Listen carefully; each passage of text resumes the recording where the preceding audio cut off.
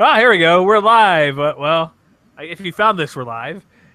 MWCconnection.com. I'll probably fix the beginning because it'll probably sound weird. Mountain West Connection. I say it every week. Facebook, Twitter, MWC Connection, Jeremy Moss. And I'm not with Chris Hodges. It's him who's not here this week. We're with our other good, what am I trying to say here? Matt Kennerly's with us, who helps out with the podcast quite a bit. I'm good. So just say that. That's a terrible introduction. We have you here to join us. That was awful. I'm like, we have this guy who we kind of know sitting in, but no, that's not true at all. You've helped me out when I'm like, it's 8:30. Can you come on in 10 minutes? Yeah, no problem. No problem at all. We're good. So yeah, well, your team's not very good, but we'll get to your team lately. But that's okay, right? Are you managing the season? The only thing, I've said it more than once, I'm sure.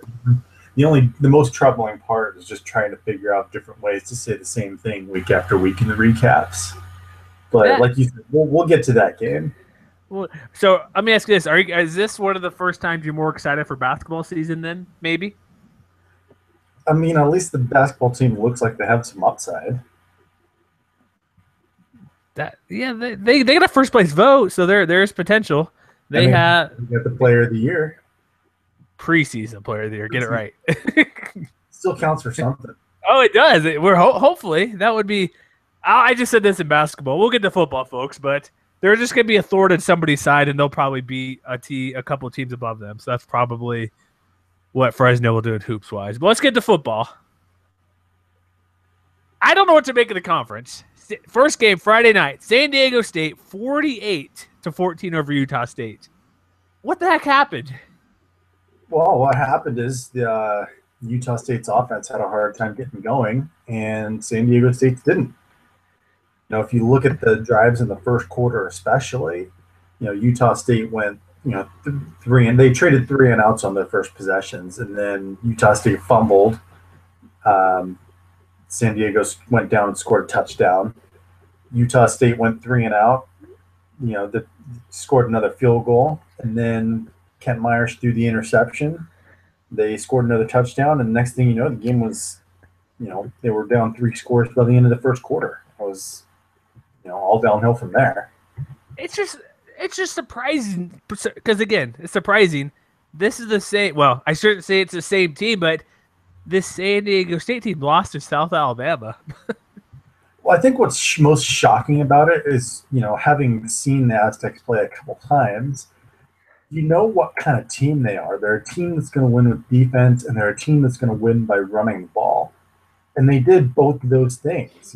Maxwell Smith is not a good quarterback by any shape. He's awful. He's terrible. You could say it. He only threw 10 passes in this game because he didn't have to throw the ball because, Chase Price went over 100 yards, and Donnell Pumphrey looked like the guy we all expected him to be all along. I'm thinking, who's their OC there? It's not Andy Ludwig anymore. Whoever it is, whatever. I don't know his name. It's not that important. They finally figured out their quarterback stinks, so let's throw the ball 15 times at most. But hey, we got this running back here who is very good. I don't know why it took him half the season to realize Pumphrey, Price. If it's over 3rd and 5, we'll throw the ball. If not, we'll run it. Yeah, I don't know. It took him forever. Step 1, Donnell Pumphrey. Step 2, Donnell Pumphrey. Step 3, question mark. Step 4, profit. Yeah. It's just a team. I know they got a few players back from suspension, but getting a linebacker back and a starting offensive lineman can't be that big of a difference to me for them to have this turnaround the past couple weeks. Yeah, I think the biggest shocker is that they were able to kind of run the ball down Utah State's throat. I think we would have expected, more of a low-scoring game, if anything. And, that wasn't really the case. If you look at the box score, you can see that the linebackers for Utah State racked up a bunch of tackles. Kyler Fackrell and Nick Vigil had 10 apiece. But, that's because San Diego State was moving the chains over and over again. They were – let me look this up real quick. Trying to find what they were doing on 3rd downs. They were 8 of 16 on 3rd downs. There you go.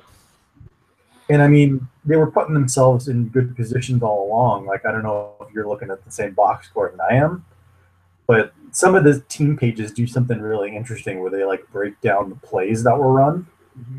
Guess how many plays that guess how many passes that San Diego threw on first down? 0. 0. As it should be. As it should be. Ran the ball 30 times on first down. And, you know, if you look at the breakdown, they were able to put themselves in manageable positions more often than not, running on first down, running on second down, and then breaking off some big plays on third down. That, and they ran the ball 6-1. They ran the ball with 61 times to 10 pass attempts. So it's not like Utah State didn't know what was coming.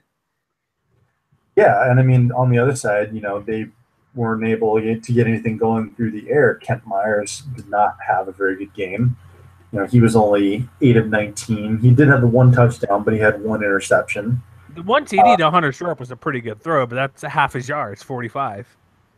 Yeah, so, you know, maybe the defense, you know, they've been leading with the defense pretty much since conference play started. If you look at some of the numbers, especially in the conference-only numbers, you know, I think this San Diego State team might be more for real than I thought they were. I mean, I thought they would win the division before the season started. But if the defense plays this well going forward, this is the team that has a very good shot of winning the conference. I think, yeah, they do, because a lot of people – let's go back to last week with Utah State crushing Boise State. But I'm gonna give a blanket statement that's probably not completely true to Boise State fans, but – and this ties into this game. I'm not just piling on to pile on. And even though Chris isn't here to defend his Broncos, but I think he would agree with me. Well, yes, that 8 turnover game for Utah State was a fluke. It still happened, as with this Utah State game. They're not going to always turn the ball over 4 times. They're not going to give up 5 rushing touchdowns, 336 yards, but it happened. It's not the norm, but it happened, and it shows how flawed every team in the conference is. Utah State gets blown out with probably we thought had the best defense. I knew they'd get yards on the ground, San Diego State, but it just proves I don't know who's going to win. Boise, they're flawed if they don't have McNichols, or against when Utah State's clicking. Aztecs, if Pumphrey's running well, Chase Price. It just shows like anybody can, not stupid slogan, anybody can beat anybody, but that's the case. If you're playing a little bit down, you can get blown out in this conference. And that's happened quite a few times. In this game, it's not the norm, but like you said, if the Aztecs can run the ball like this against any team, they can beat any team in the conference, even though they're 5-3 and outside of this game haven't looked all that great this year. Yeah, I'm starting to think we need to pay more attention to the Aztecs. You know, we talk a lot about how Utah State might have the best set of linebackers in the conference, but you know, Jake Felly forced a fumble. Calvin Munson recovered it. Munson, yeah. Both having really good seasons so far, and even Ryan Dunn, the other linebacker in that crew, they've all been playing really well. And so I think as long as they keep doing that, San Diego State's got a chance to beat pretty much anybody going forward. They might go undefeated because I need to let me pull up their schedule really quick, but I don't think, do they play Colorado? I know they missed Boise. Do they even play Colorado State or Air Force? They're at Colorado State next Saturday. Okay, that's another big one because Rams, they're good enough to possibly win that game. And it being a road game, I would still give it 50-50 chance for either team to win that game. It's no for sure thing by any means because Rams, I think they're good enough. Yeah, their last 4 games are at Colorado State, home versus Wyoming, at UNLV, and home for Nevada. So what are the odds that, what's the percentage of likelihood that they go 4-0 and go undefeated in conference? I would give them probably 50-50 chance to win the rest of the games before the title game. However, I could also see them going 2-2, losing to CSU and Nevada. That wouldn't surprise me if they lose those 2 games. But then again, the way they're playing, like they handled San Jose State, they got off to a big start, then cruised versus Hawaii. They beat Fresno 2 touchdowns. So they're probably playing.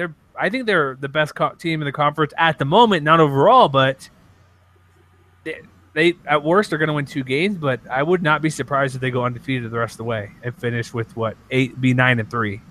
Yeah, and I mean, for the Aggies, losing this game isn't the end of the world because there's nothing.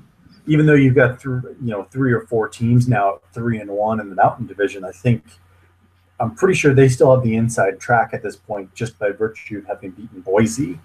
And they've also beaten Colorado State, which Colorado already has multiple losses though, so they're kind of out of it already, I think. yeah, but I mean, they've still got games to come against New Mexico and Air Force. Mm-hmm. But just the fact that they're undefeated within their own division, I think, is still something that they can hang their hat on. And if you want to call it a weird game that kind of got away from them, I couldn't argue that fact. You would just hope that the offense can be a little more dynamic going forward. Yeah, that's the thing. Like, Lawan Hunt's not the starting running back because our guy Parker Robertson, like he's like Devontae Mays is the running back. They kind of been hiding him. He's the guy. But Kent Myers, he still only started 7 games, I believe, or 8 games in his career. He's barely played as much as other quarterbacks, or what you would think from a Utah State team. Like, oh, you got this good quarterback, yeah, but he's still inexperienced. He still needs to learn how to throw better. He didn't run well enough because, like you said, Aztecs could have the best linebacking group. If not, if it's what Utah State and Boise State and San Diego State have, these are probably the three out of the top 5 out west. And look what they just crushed them for the San Diego State. Have you voted for our poll this week for the Mountain West poll? Have you put in your ballot yet? Not yet, no. Who would you put number 1, or who are you thinking about? I would, if it were me right now thinking about it, I'd probably put Boise State 1. Just because, like you said, last week was kind of a weird week with the turnover palooza. But overall, I think they're probably still the best team in that division, even if, a month from now they don't end up winning the division for one reason or another. Yeah, I filled mine out. I ended up going to San Diego State, Utah State. That's kind of my top 3. That sounds about right for this week. Yeah, I think, if it were me, I would still hold out for the San Diego State Boise State championship game. Mm-hmm. But, right now the Broncos are going to need some help to get back into that pole position. Yeah, it takes another loss. So while they could be the best team, they still need help. All right, let's go into the game, which I know you're ready to talk about. Fresno State did hold a 14-7 lead at one point. They held a 14-0 lead at one point. Oh, 14-0. I apologize. I don't want to not give all the credit, but then failed them again. Yeah, sad defense. 42-4 is the most positive thing about Fresno State is that they're actually sticking to one quarterback. Yeah, that's what I kind of hope the past couple of weeks. That's the most positive I'm getting from them. I made that kind of sarcastic comment late in the game yesterday that it didn't look like they were tempted to go back to Zach Greenley at all. Kilton Anderson, after last week's performance against UNLV, looked like a guy who was starting his second collegiate game. He was, 14 of 39, no touchdowns, 1 interception, 177 yards. He had a couple of nice throws, but there were a lot of throws that he missed badly. The pressure kind of got to him a little bit at times. He wasn't able to set his feet. The interception especially was a pass that was basically telegraphed to the receiver. He was looking him down the entire time. So, he's got a long way to go. It's going to be a learning process. And yesterday was one of those days where it wasn't pretty. Some people were complaining even near the end of the game that, all Fresno State needed to do was run the ball 3 times and kind of get out of there. And, on the last drive, they let Anderson throw the ball 3 straight times. They were all incomplete. But, I don't have a problem with it because, this is a guy who's basically learning on the job with a bunch of receivers who are, young guys like he is. And, when the alternative is what you were seeing at the end of a game like the Ole Miss game, where they were basically running Marquise Waller when they were down 5 scores, and everybody was like, well, what are you doing?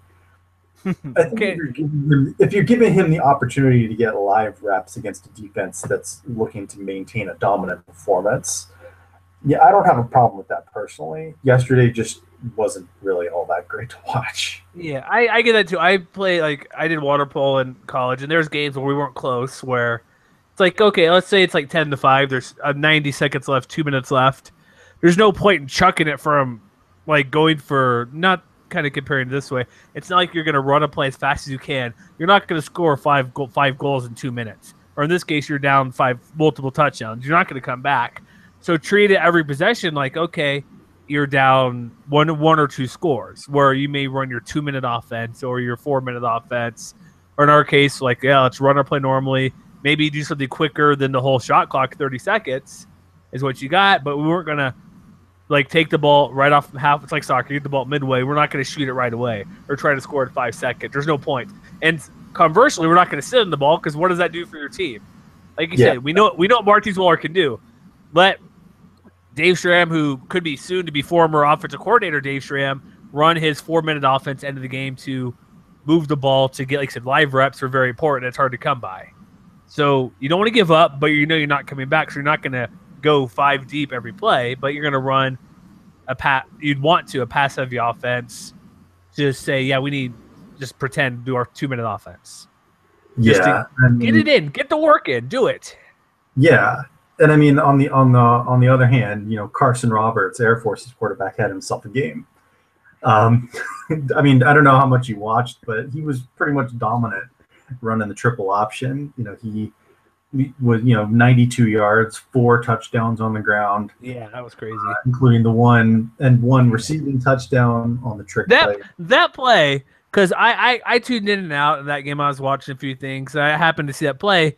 What was it? End around to the wide receiver, who does a spin move to Jalen Robinette. Does a spin move because Fresno can't tackle, and still lines up and gets him in the end zone. That if we didn't have our voting, that's probably the player of the year in the conference, because we had our voting last week. Yeah, that has to be the player of the year, because not that it's a trick play. Doing that play by itself, not that it's normal, but it's still pretty cool. But to do a spin move and still line up and set and get it and be open to catch the ball and make the play, it's like, geez. I mean, ridiculous. It was problematic in the sense that, like I said, it was I believe it was Tabena Okeke who missed the tackles like 5 yards behind the line of scrimmage. Robinette, all credit, made him miss on that one.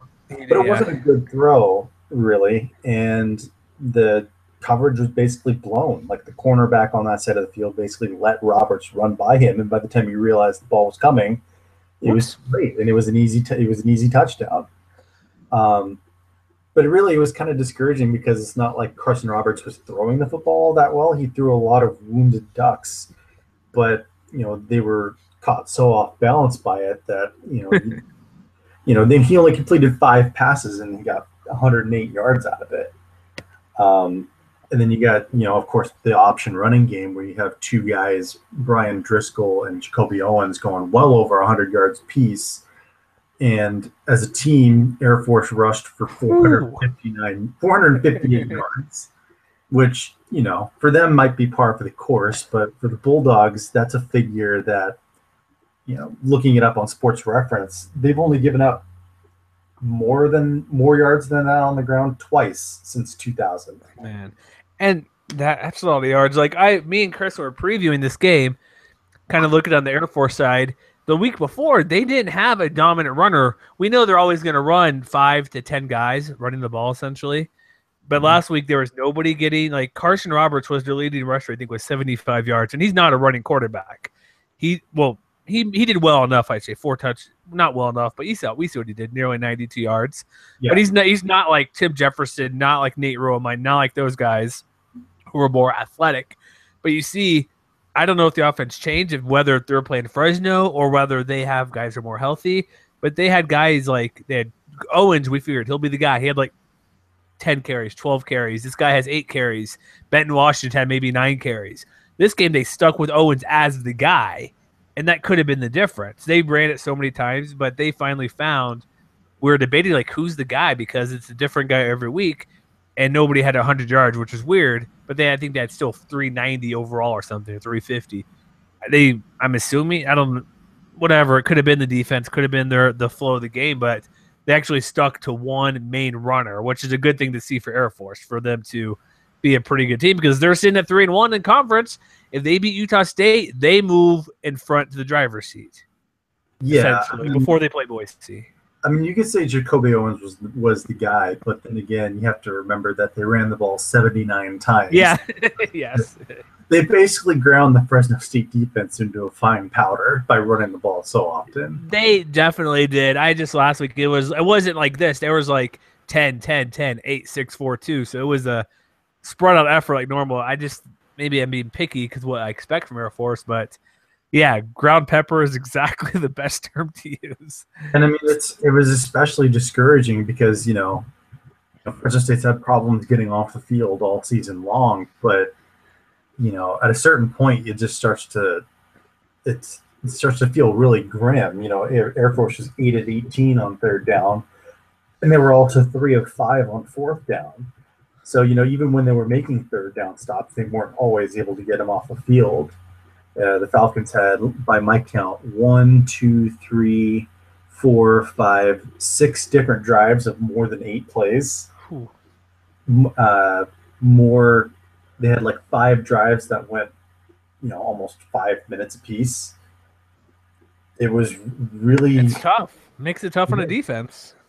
Yeah, especially for a defense that's starting to trend, to be as young as Fresno State's is. It's hard to watch, when you got guys who are clearly giving their all, especially among the linebackers. And past a certain point, Air Force was ripping off 5-6 yards at a time, and there was nothing that anybody could do about it. All right, let me ask you this then. I'm assuming Tim Druder is going to be back because of the buyout, but are they going to go new OC, new DC by the end of the year? Oh, God, I hope so. And I mean, I'm not the only one. I mean, I know that not a lot of people have commented on my recap, but you're hearing things now about fans being numb to the losing, and even other people are saying like they should leave him at the airport, like like Lane Kiffin or something. Yes, Lane Kiffin. Do they have the money to get rid of DeRuyter this year at the end of the season, perhaps, or is that too high of a price? I would be really shocked because the entirety of his contract is guaranteed, which I believe is like $4 million over the next 3 years or something like that. I know he gets like in the USA Today salary release. He's the highest paid coach. I think it's like 1.2 or 1.3. So if that's the same for 3 years, that's makes it for almost $5 million. I mean, you look at a team like UCF that's bottoming out this year over in the American. Ooh. And the fact that George O'Leary resigned, was it earlier today? He resigned or he retired? I didn't know that. I heard something a couple weeks ago. I didn't know he's officially stepped down. I know I've been out of it today. There's an article about it at Underdog Dynasty that fans, of course, they can check out if they want to. But best case scenario is DeRuyter feels compelled to resign. But if he's got a guaranteed paycheck, he's probably not going to go anywhere. But there's no point. I wouldn't do that either, man. If I'm getting paid, like, no, you got to fire me or something or kick me out. I'm taking you gonna pull a Charlie Weiss, get paid by what? 10 years down the road, he's still getting paid by Notre Dame and Kansas or whatever it may be. Yeah. I mean, the problem is not that they're real quick. They're still recruiting really well. I like a lot of the young players that they've brought in and they've started to get playing time too. So is it coaching? Is that all it is? Coaching? It is coaching, and that's then how do they? Well, let me ask you this: how do they coach? Because how do they do well? I get it. Derek Carr, Isaiah Bruce, Devontae Adams, Austin Wentworth.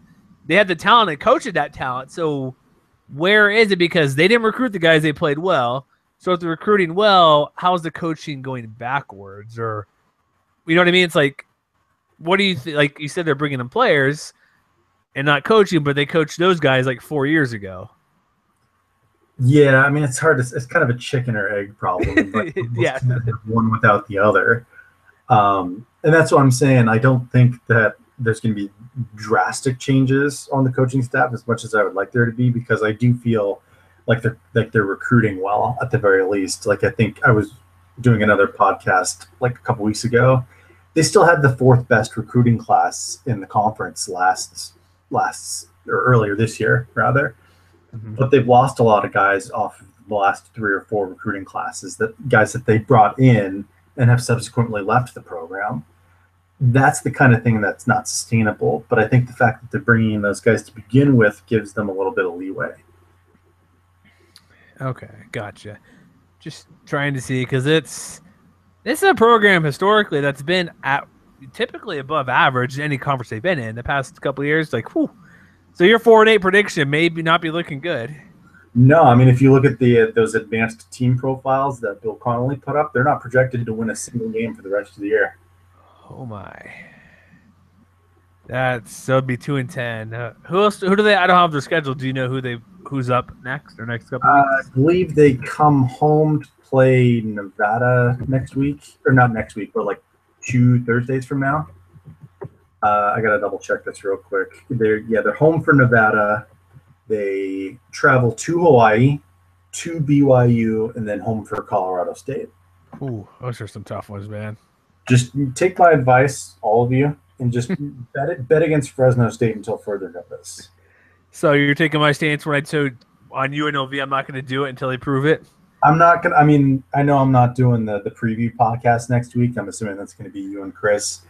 But trust me, just whatever points the other team is whatever points they're getting, it's never going to be enough. Yeah. Oh, yes. Take the minus on it, whatever. That's a good point because they just won't score enough. That's all there is to it. So let's move on to the next game. It's I love how my internet likes to stop in the middle of this when switching between games. But I believe it's Hawaii's giving up a lead to Nevada. We're all going up against where Nevada somehow came from behind to win. Poor Hawaii. We have a quick question here. Our good guy Daniel Connolly, he's asking who does some Nevada stuff for us. And he has to note this correctly because there's times he puts random questions. He's like, real question, did Nevada come back or did Hawaii collapse? Well, I tried to watch a little bit of this, but for some reason, I watched enough. The Chromecast support for Campus Insiders was disabled, so I didn't like watching on my phone very much. Really? Yeah, for some reason it was disabled. Like, did you have? It's kind of going off topic, but did you happen to be up early enough to try to watch the Yahoo game in NFL in London this morning? No, I was still asleep like most normal people. Yeah, especially out west where it was a 6:30 kickoff. But I got up, like saw the fourth quarter or something. I was just testing it out. Apparently because I used Yahoo to watch Community because I like that show and Chromecast works great. For some reason, they disabled Chromecast ability for like the biggest game where they paid $20 million for to get one game, and they wouldn't allow Chromecast ability. Cool life, Yahoo. Still there, Jeremy? Anyway. Okay, so while Jeremy comes back. Oh, wait, are you still there? But for this game, let's get to that game. Although I pulled up and my scoreboard is not working, so I love it. I know that I'm here. Did I fall? It seems like you're falling off a little bit. I believe my Ethernet cable came unplugged as I was getting excited about something. I don't know. Fresno, Hawaii, Nevada. I love it, right? It sounded a little bit like Max Headroom there for a second. Is that good or bad? You know where it like repeats itself like a computer or whatever? Yes. So not good. Anyway, let's get to the game.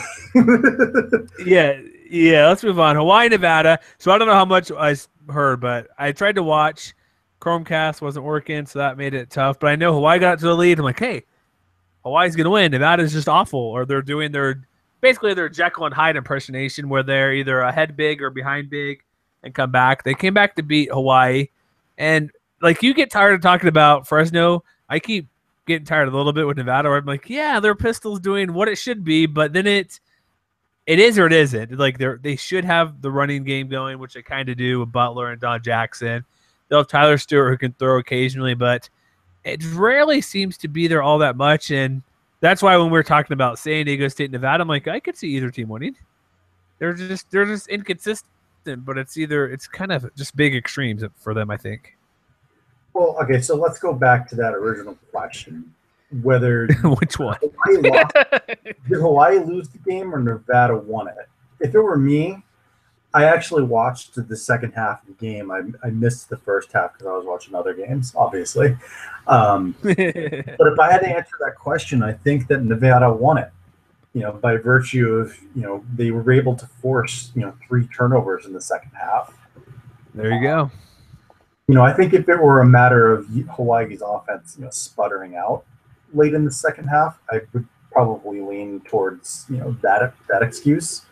But the fact that Nevada, their secondary had itself a pretty good game. Asani Rufus had an INT, and I don't know why it's showing me. It says E Mitchell, but I don't know what the E stands for. But I'm not sure either. Just go E Mitchell. And you and Chris's favorite Nevada guy, your only favorite Nevada guy, Ian Seau, had himself a game of 4 sacks and a forced fumble and a fumble recovery. But that basically kind of put the game away for the Wolfpack.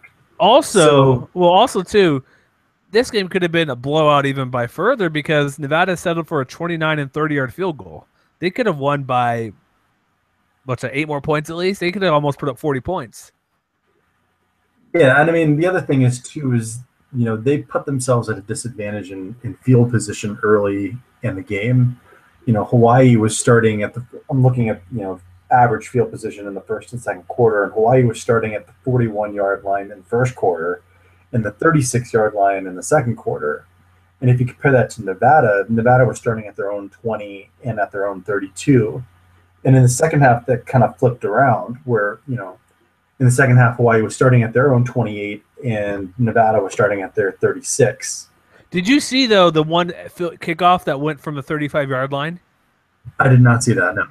I didn't see it either. I saw it on Twitter. I'm like, what's going on? I tried to figure out, but something happened. I don't recall exactly what it was, but Norm Chow went nuts. I probably should look it up, but the Hawaii World doesn't have anything here on it, but he was freaking out because we see Norm Chow kind of go crazy on the sidelines a bit. Could be Grandpa Norm or whatever, needs to nap or something. I don't know.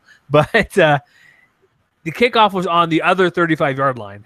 So basically, the guy could have kicked the field goal. He's that close. There was a couple. I think there was 2. I believe what it was. 2. I should look at the drive show. But I think there was 2 personal fouls to put them at the other 35-yard line. So that field position, I don't know what happened after. I meant to look it up. I was just busy all day. I'm like, I gotta look that up. But there was one point where they kicked off from the other 35-yard line.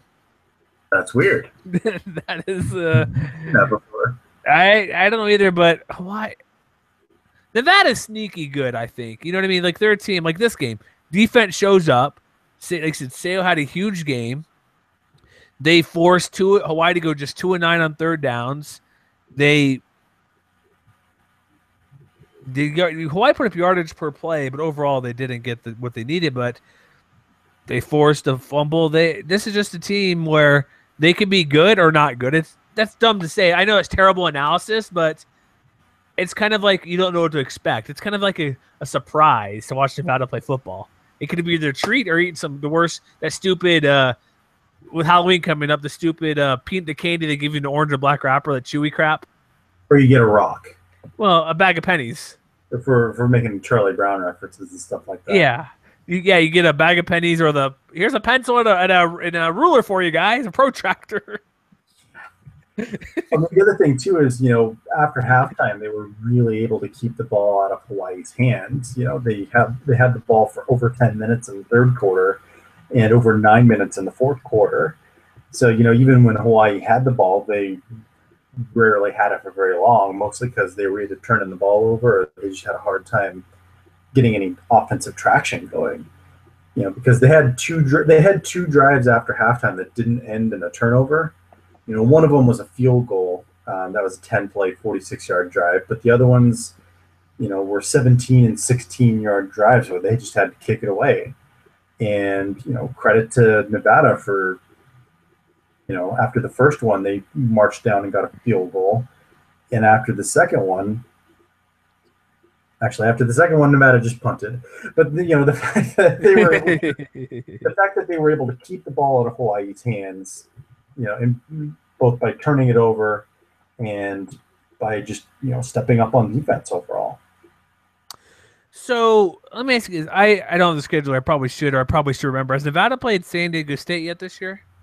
Or is that I believe so, no. No, that's one of the game. Oh, that's the last game there. It's a game I said I could go either way. Yeah. What are your chances of Nevada winning the West? What are they in division right now? I need to look. 'Cause I don't have the overall record. They're 4-4 because I have a feeling they're a team where I'll get it in a second. But like I said before, they could like when they played Texas A&M. Outside of a couple of turnovers, yeah, it wasn't very close, but they were moving the ball reasonably well against a pretty good team. If they don't, Nevada's 2-2 in conference play right now, which means if they want to win the division, they're going to need to both beat San Diego State and get some help down the way. Ooh, so probably not. So unless the Aztecs lose next week when they play Colorado State and then also to Nevada, that's the most likely scenario. If this is the team that shows up, down the stretch in November, I think they could, they could beat just about anybody left on their schedule. But if they're the team that lost to Wyoming last week, in UNLV when they didn't play well, UNLV, then this is a team that could conceivably go 4-8, or it could go 8-4.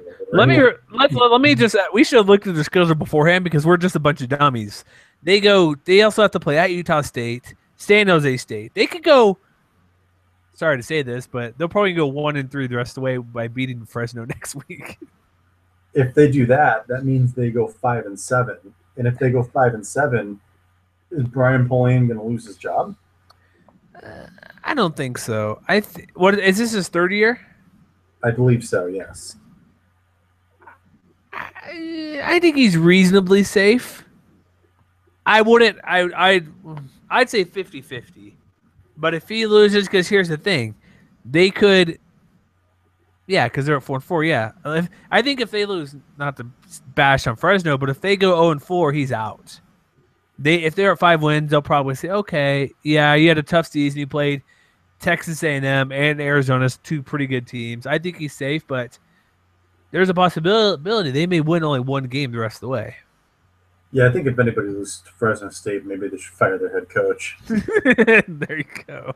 All right, let's move on to the next game, which is pretty exciting. San Jose State, New Mexico. Ooh, this is the game I had the most intrigue in wanting to watch, and I watched a good portion of it. Didn't watch it all. I did have to struggle to watch Utah USC, which quarterback play. Give me a quarterback. So, University of Utah, give me a quarterback. That's all I'd like from you.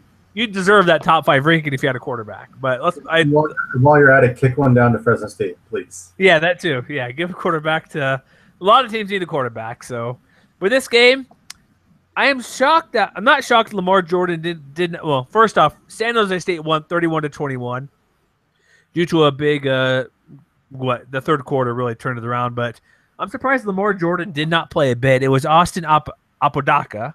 I'm assuming that's correct. Send letters if I'm wrong, which I could be. Yeah. I thought I wasn't because he played well last week, but him getting the start, he's more of a thrower, and he actually had a few good moves on the ground. He ran 12 for 59. But I thought Lamar Jordan would come in at least situationally, but that was not the case. But Tyler Ervin, player of the year. I don't care. Give it to him. Give it to him, right? 36 for 263. Yeah, I mean, it's kind of hard to argue, especially since it's a big win for San Jose State because, like Nevada, they've still got a shot at the title too. They'll obviously need some help because they've lost their tiebreaker to San Diego State. But, the offense was, efficient. They got, 5.5 yards carry on the ground, but Kenny Potter had probably his best game of the year too against this New Mexico defense. He was 16 of 20 for 181 yards and 2 touchdowns. So, they were explosive when they needed to be, but they also kept the chains moving more often than not. And really, I think they kind of beat New Mexico at their own game. Yeah, running the ball. I kind of thought Kenny Potter would have a bigger game because New Mexico's pass defense, I get this isn't Tulsa, but their pass defense has usually been just terrible and awful. And he's 16 and 20, you're efficient, 2 touchdowns, great, but I thought the yardage would be there. But this game was back and forth. Look at these big runs you had. I thought Taj Gibson or Terry Gibson, whatever you want to call him now, T. Gibson, I thought he had a bigger game. Yeah, he had 99 yards, but he had a 79-yarder, and that was about it. After that, he was shut down. Jarrell Presley was shut down. This is the first time where I can say San Jose State's rush defense, even though they gave up 200 yards, they did a good job. You take away the one run, and they're sitting at like 130 given up in the game, if that. Whatever 205 minus 80 is, if you can do the math for us. But that, outside the big run, they shut down New Mexico's offense, and that's all they can do is run the ball. And you shut them down, and whoop, game over. And what's especially strange is the fact that, Tyler Ervin ran for 263 yards. Somehow New Mexico managed 10 tackles for loss. Did you notice that? I did not see that. Yeah, like they have, 1, 2, 3, 4, 5, 6, 7, 8, 9 different guys with at least half a tackle for a loss. And they sacked Potter 3 times, so the defense totally consistent. I noticed a couple, but 10, that's just, I did not think to see there'd be 10 of those. Yeah, so who was good? But nobody was negative in rushing. That's surprising. That's even worse for New Mexico than if they could do that and the Spartans still have that much of running game. Man, that's disappointing. Yeah, I mean, it's another one of those games too where maybe it was the one turnover, I think, where New Mexico. I'm sorry, I gotta look for this real quick. Give me just a second. No problem. Okay, never mind. I was at the end of the game. Well, no, because Apodaca threw an interception, and then San Diego State turned that into a touchdown in the third quarter. And, that might have been the one that put the game out of reach. Well, that put him up 28-14. At that point, it was a one-score game, and, New Mexico was never able to catch up after that. Yeah, New Mexico, here's the thing. Looking at the teams ahead, both these teams are vastly improved. Heck, New Mexico 4-4. Geez, they haven't had 4 wins in years. And looking at their schedule ahead, looking forward, I should say, not ahead, but forward. Both teams still can make a. On the San Jose State side, they have BYU on November 6th, which is going to be an interesting game, I think. They go to Nevada, to Hawaii, and Boise. They can win 2 of those 4 games. Which 2 do you think it'll be? Highest probability, Nevada and Hawaii.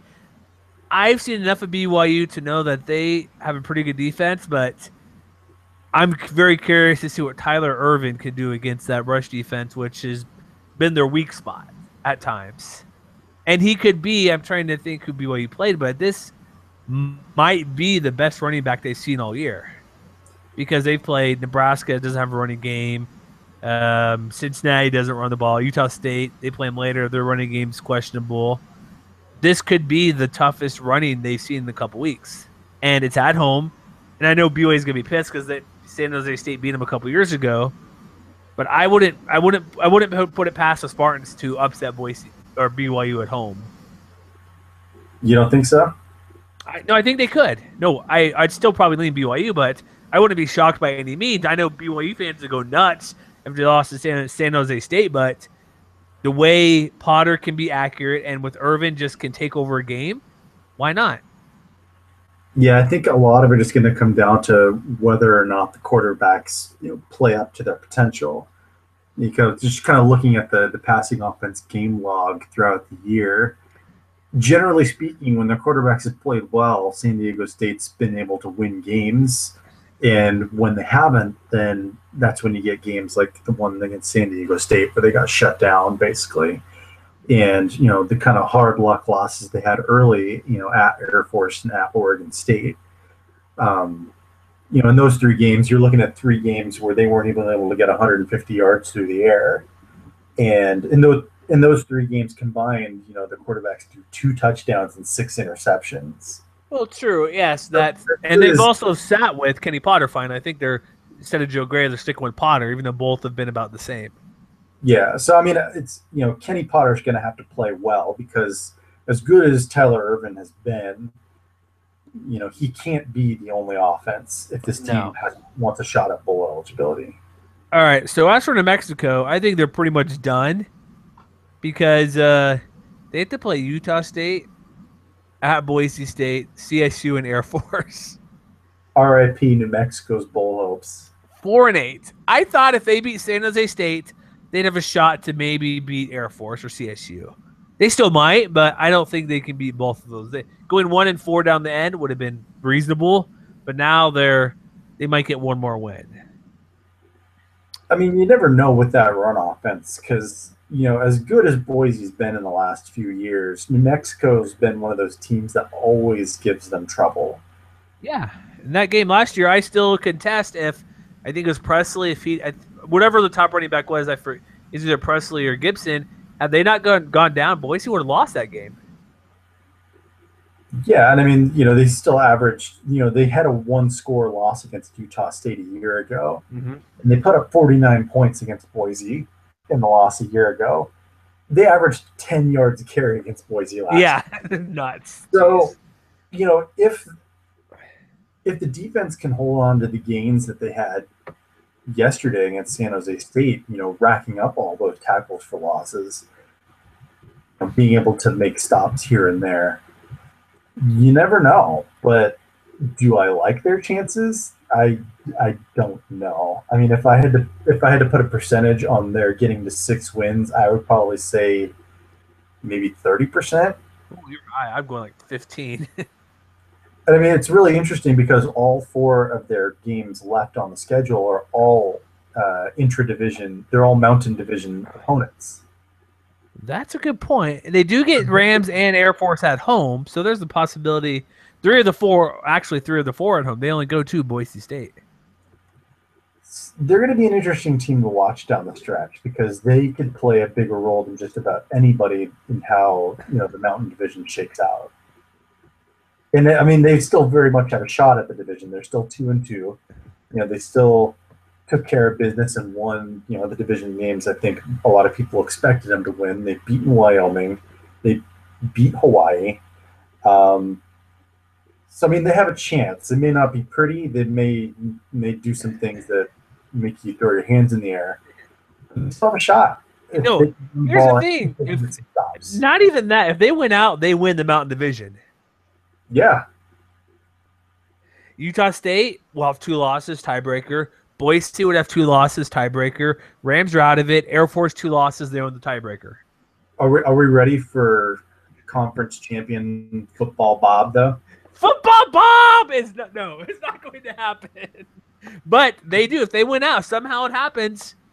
They are your Mountain Division. They will not only that, they will make whoever the stupid writer from San Diego Union Tribune who hates it, New Mexico would host the division conference title game if they went out. That would be fantastic. I think they would. Also, side note, did you see his latest article about whining about Friday night college football? I did not. He's just the biggest whiner. We don't need to play Friday. It's for high school football. Here's the thing. Let me ask you this question. You like college football. Outside of being in high school, when's the last high school football game you've been to? The answer would be none. You know how many I've been to that was not responsible for work? None. Not 2015, man. You got like 12 different cable channels all looking for content. So of course, universities like the Mountain West are gonna try and get as much of the spotlight as they can for their teams. Of course, they are. Yeah, if every team could play at 3:00 between 12 and 3 on Saturday, they'd do it. But I'm at these games. Last year, I covered a lot of high school football.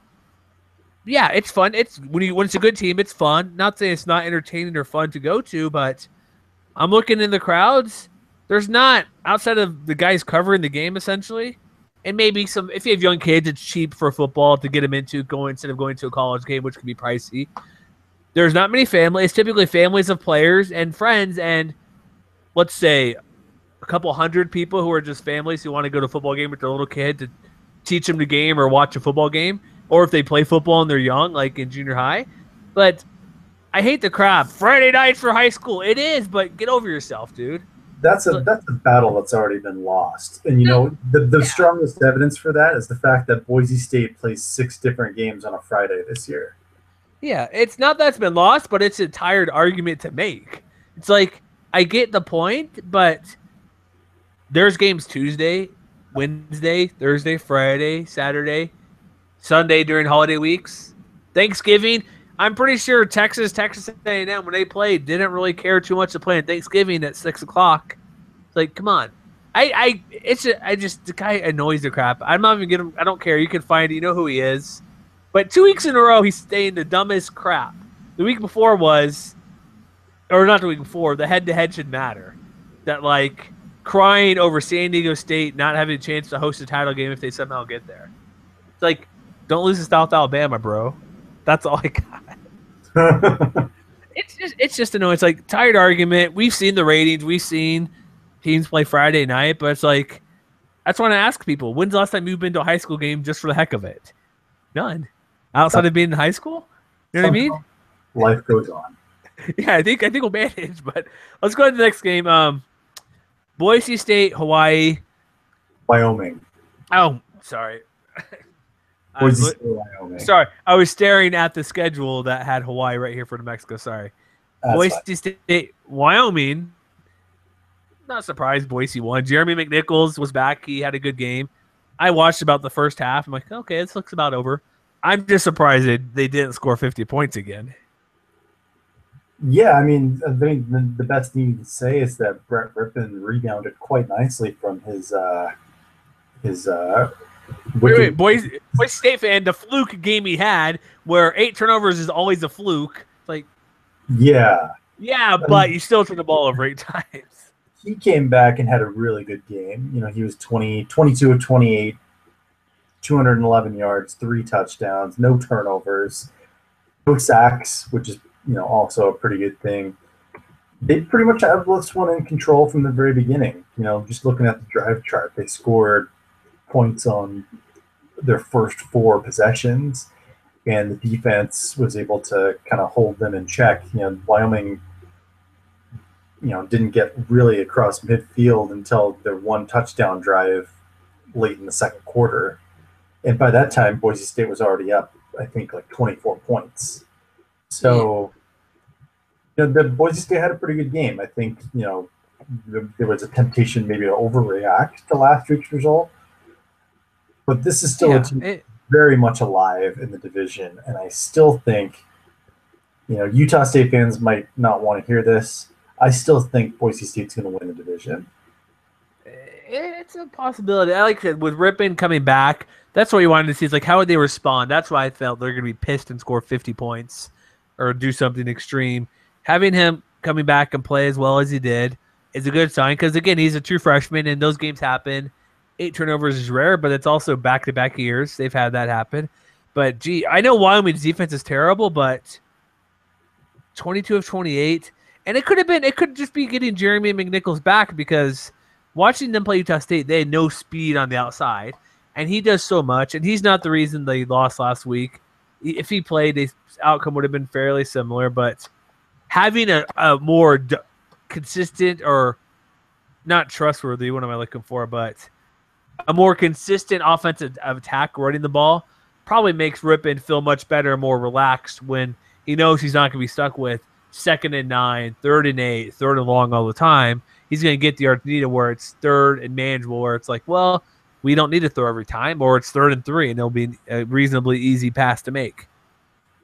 Yeah, just even looking what, you know, the same thing I was mentioning earlier, they were leaning a lot on the run, especially on first down, and they had a lot of big plays on first down. You know, McNichols, I think, had one run of 12 yards, another one of 25 yards. You know, he had 34 yards, 32 yards, you know, right up the gut. You know, they weren't doing really anything fancy.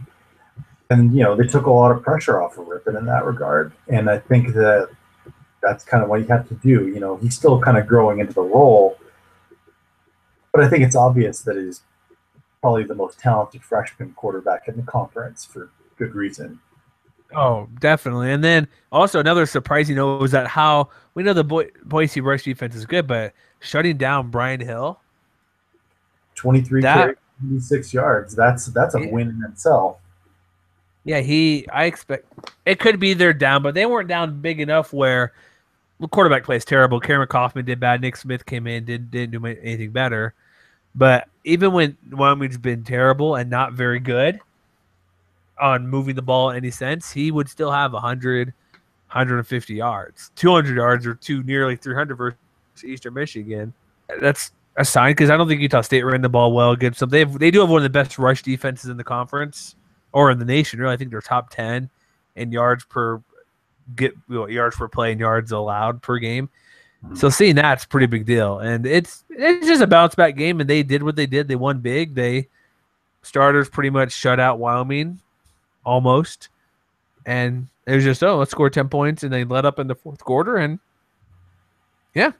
Tyler Horn had a big interception, so that's good for them. But 3 sacks, 1 interception. I think that's pretty much all you can ask for from this defense. They win, and they're so there's nothing too surprising. The only thing that surprised me was Brian Hill's lack of stats on the game and moving the ball. Besides that, I wanted to see the bounce back game and see how Rippon did, see how McNichols played from being hurt, and they passed every which way they could. Yeah, and I think, the upside for Boise is I think they've got a pretty favorable schedule going forward into this last month. They're at UNLV next weekend, and then they come home for New Mexico, home for Air Force, and then they're at San Jose State to wrap up the season. I honestly think they should go 4-0. I don't see any reason why they won't. No, I agree. New Mexico will be tricky, but they'll be more focused, and it's at home. Same with Air Force. The only game, if I'm going to pick... Are you there? Okay. Well... And that's the most likely game I'd say they could lose, but even then, probably not. I think you may need to repeat that. You cut out on my end. I'd say the most likely game they would lose would be San Jose State, I think. Yeah, I think the most important thing is they get their division games at home, like you said. The rematch is games that they didn't play well. Air Force and New Mexico. They'll want to be ready and we're not gonna. Air Force is a fluke. We're not going to play that bad. We already had the bad game, so it's out of the system. But then New Mexico nearly beat them, and New Mexico will be interesting to watch. But if I'm going to pick a loss, I'm not confident by any means, but the Spartans would be there. But yeah. And I mean, as for Wyoming, I know that they lost Cameron Kaufman to an injury in this game. And so if he misses any time, what do we think of Wyoming going forward? Is it any worse, really? I mean, no, I should say that, but who is it? Nick Smith? Is it Nick Smith is their backup who was 4 for 8? Yeah. The thing is, Cameron Kaufman, he's a graduate transfer. He's not playing next year. He's actually played pretty well. Limited his interceptions the past couple of weeks, and with Tanner Gentry, it's weird. They have a good offense, but it just doesn't seem to click. Part of it's the defense a little bit. Can't help them out too much, but it's not going to make a difference. Here's my question: I'll answer your question with the question: how much worse could it get for them with a new quarterback? I think it still helps that they have a pretty good running game that they can lean on. Whether that matters going into the teeth of their schedule in November is another question entirely. Because they've still got games against Utah State and Colorado State and San Diego State. All 3 of those teams run the ball really well. So, if Wyoming's going to get back into the win column, they're going to have to figure out how to make a stop every once in a while, especially on the ground. I don't think they will. They're going to go 1-11, and that's it. Yikes! I'm sorry, that's what I'm saying. 1-11. The good thing is hopefully they got Brian Hill, unless he transfers, which hope is not the case. They got him next year, and it'll be interesting with him after next year because he's going to be back no matter what. Yeah. So also some other coaching news real quick. O'Leary, UCF, he stepped down. Did you see the news? I did not. He's out. Wait, who is? Miami head coach Al Golden has been fired. Yes, I did hear about that. I saw just now 58-0 loss to Florida. Does not help. Or was it Florida, right? They lost to that bad? 58-0? No, it was Clemson. Oh, Clemson, that's what. Sorry. Yeah, I don't know. I'm whatever. I'm terrible at teams and names, it looks like, but I got the score right, 58-0. It was Clemson. That's right. Yeah, I was thinking.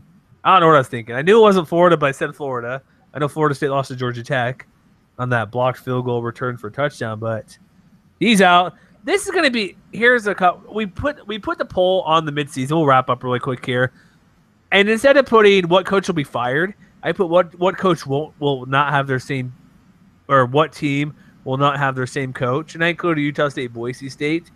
Mm-hmm. There's going to be, not that either will leave, but there's already, look at the openings now. USC, Miami, South Carolina. You got Illinois needed a new coach. You need Central Florida needed a new coach. There's going to be other firings and moves. There's going to be like Justin Fuentes is not going to be at Memphis. The Toledo head coach may not be there. Tom Herman might be one and done at Houston. He might take over Miami. Who knows? He might take over USC. There's going to be so much movement. Air Force, Troy Calhoun has already been mentioned, at least very little, to USC. Not going to happen, but his name's been out there. I'm not going to say nothing will happen, but Matt Wells might be somewhere else. Brian Harsin could be somewhere else with all these big-time openings.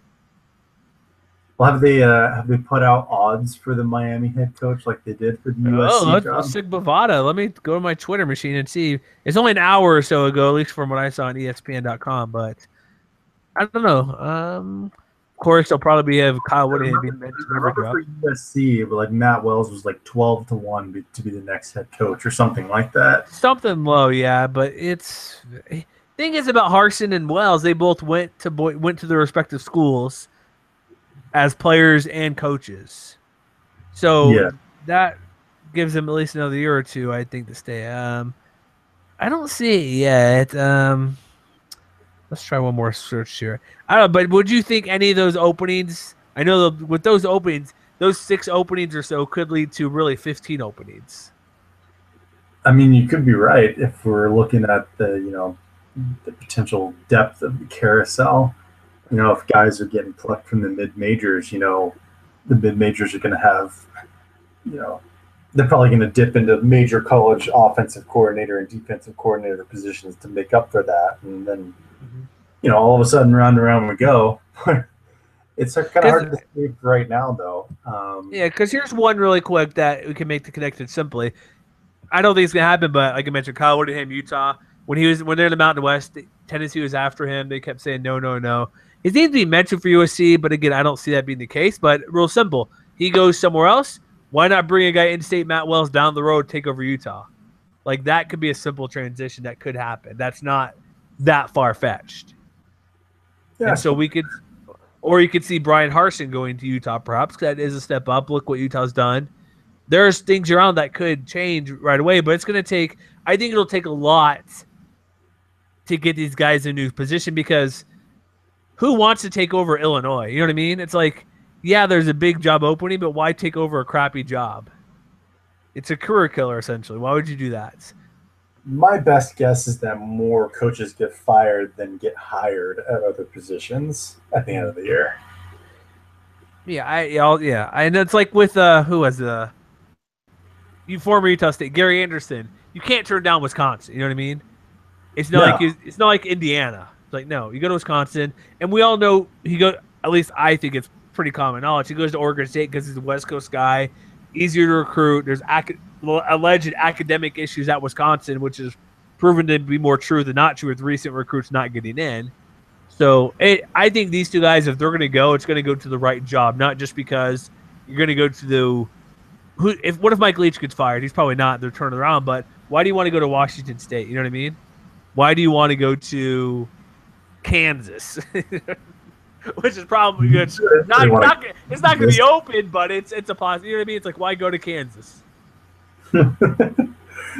Kansas is where careers go to die. They took, if I'm correct, I should look and see, but I believe their coach was the Texas A&M wide receivers coach. Oh, wow. I think that's who it was. I think he was the OC before at Kansas, but something kind of like similar to Brian Polian, special teams coach at Texas A&M, goes to head coach at Nevada. Just a huge jump. Yikes. I don't know. I think we're pretty much done here. Let me ask you one more question then. Have you filled out your underdog poll this week with your own top 15? Have you penned that to our guys yet? Oh yeah, I always do a top 20. Oh, top 20. That's where it's not top 15. You go. I do top 10. I'm like, that's good enough. I try and be comprehensive just because I can, because I'm a nerd. So Well, there's that. That if we do, if we're doing what we're doing for college football, that easily suffices. I go 10. Those last couple spots. I don't want to assume because you were not high in Utah State and people got mad at you last week because you don't want a knee jerk. But who did you put in your top couple? I think I went Memphis. I think I went all American. I think I went Memphis, Toledo, Houston, and then Temple. I think I went somewhere in that order. well, I can tell you my top four is exactly the same as last week. Memphis 1, Temple 2, Houston 3, Toledo 4, BYU 5, Boise State 6, Western Kentucky 7, Navy 8, Bowling Green 9, and Marshall 10. I know I put Bowling Green in my top 10 after looking around at a couple teams. I think I put App State 10, but I'm not sure. The only reason I put Marshall in the top 10 is because now I feel like I have to hold a grudge against Appalachian State because I don't because you disagree. One loss, Sun Belt team, never going to happen. Great. You beat the second best team in the Sun Belt Conference. You know what? That's weird. I get your point. You know what I don't like too much because, like everywhere, you got the action, but American Conference, the Mountain West, like whatever, just go play football. Nobody cares about you. You're just good enough to not get a snazzy nickname, right? Well, yeah. Well, I mean, they have the hashtag Fun Belt now. Yeah, it's like, is it really that fun? But I mean, let's just keep it simple. The only way the Sun Belt is ever going to get into that new Access Bowl is if they go undefeated and they beat at least one Power 5 team. Appalachian State is neither of those things, and that is why they're not going to get anywhere close to the Access Bowl. Yeah, I think I just made the argument with you or commenting that I think it would take a couple 2-loss teams, but then again, Boise made it 2 losses last year, so exactly. We'll see. We'll wrap up on this because we're kind of going off a little bit, but I don't think any team from the Mountain West can get in unless even this is a big stretch, because Boise's the best chance, but they need help. Because had Utah State won out, I'd give them a shot, but they're at 3 losses. If Boise somehow gets back doors their way to the conference title game, I think this is the only way. Toledo has to lose at least once, and the Americans just beats each other up. And the winner of the American has 2 losses, and say it's Houston, Temple, or something, and Temple already has a loss, and they beat Houston, something along those lines. But it's probably the American champion no matter what. But I'd be perfectly fine with that. American's going to start beating each other up in November because I think Houston, Temple, and Memphis all play each other in the next few weeks. They do, and so unless there's 2 losses each, that's the only way I can see it. Yeah. But that's what we got. That's what we have for tonight. I think we've gone. It's getting pretty late here. We've gone for a long time. Discussed a myriad of topics. Do you have anything you want to add before we wrap this thing up? What I'm saying overall is that I'm sorry, Appalachian State, you're not good enough. Sorry, App State. Get a big boy victory. Is that what you're saying? Yes. Get one. What? Wyoming doesn't count? No, they do not. And neither does Idaho. That's right, Wyoming and Idaho. The 2 of the worst teams of the whole FBS. Yeah. All right, that's our show for tonight. So let's do can we get you to 200 Twitter followers soon? Is that possible? I hope so. Because you tweet out some good stuff. So as we kind of do throughout every show, I think we get close to 400, but it took forever. Follow Matt. Matt underscore, or excuse me, let me rephrase that. Matt K underscore FS, which stands for Matt Kennerly, Fresno State. If you don't pay attention, that's what that really means. Give him a follow, and now you have to live up to that following to do something cool with it, or I don't know, do a little. I don't know. Whatever you do on Twitter, have fun with it. If you don't follow me, you don't get fun facts like the fact that Kilton Anderson has thrown 91 passes so far. And since 1956, only one Fresno State quarterback has a lower QB rating with at least that many passes. And who is that? That is a guy named John Englehart, played parts of 1970 and 1971. There you go. Also, really quick, do you post your Taco Bell stuff on Twitter, or is that just Facebook only? What Taco Bell stuff? You did for a week. You put Taco Bell stuff on Facebook all the time. Oh yeah, that was for the Dolo Throwdo, courtesy of Progressive Boink, one of our other SB Nation blogs. One of the weird ones, or no? Well, yeah, I was gonna say the weird one, but it's one of the weird ones, right? I wrote an essay about it. If anybody's interested, I can let you read it. Hey, tweet it out so you get the followers. That's what you do. Yeah, all right. Just yeah, I saw that. I'm like, what's going on? I like Taco Bell. It's like, okay, whatever. Do what you want to do. So that's our show for tonight. Yes, we went off topic a bit. We talked about lots of stuff. So thank you, Matt, for joining for the show. Again, we're on SoundCloud, iTunes, Stitcher. And as I always say, leave us 5 stars. I'd like some more reviews, but tell us how you feel. You can tell us we suck.